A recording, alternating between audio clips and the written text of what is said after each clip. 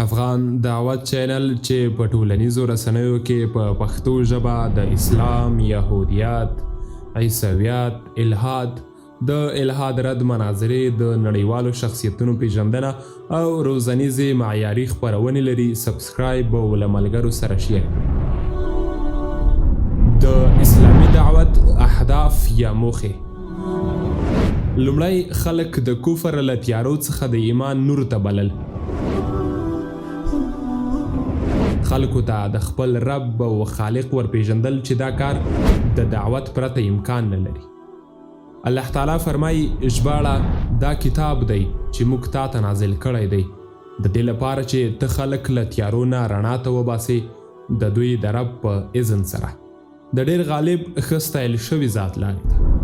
دویم، بشریت ته له هلاکت څخه نجات ورکول.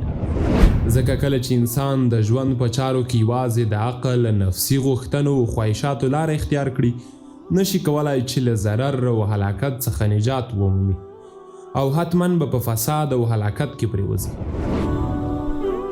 اسلامي شریعت د تحلیل او تحریم داسې اصول او قواعد وضع کړي دي چې په هغه کې جلب مصالح او دفع ضرر په نظر کې نیول شوي چې دا هدف د دعوت الی الله پرته امکان نه لري. الله تعالی فرمایي ژباړه: ای مؤمنانو، تاسو د الله او د رسول خبره منئ کله چې دی تاسو د هغه کار لپاره راوبلي چې تاسو ته ژوند درکوي.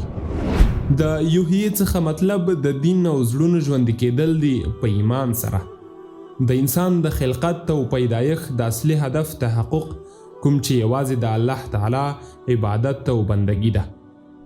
الله تعالی فرمایي او نه مو دي پیدا کړي پیریان او انسانان مګر دا چې عبادت وکړي زما.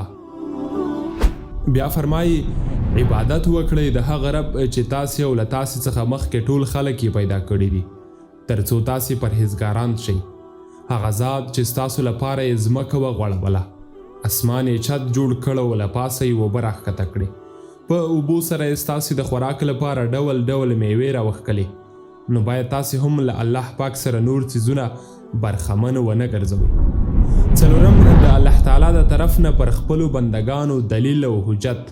الله تعالی فرمایي ژباړه: او موږ لیږلي وو رسولان چې زیری ورکوونکي او ویرونکي وو د دې لپاره چې د خلکو لپاره په الله جل جلاله باندې څه حجت پاتې نشي او الله له ازله ډیر غالب ښه حکمت والا دی.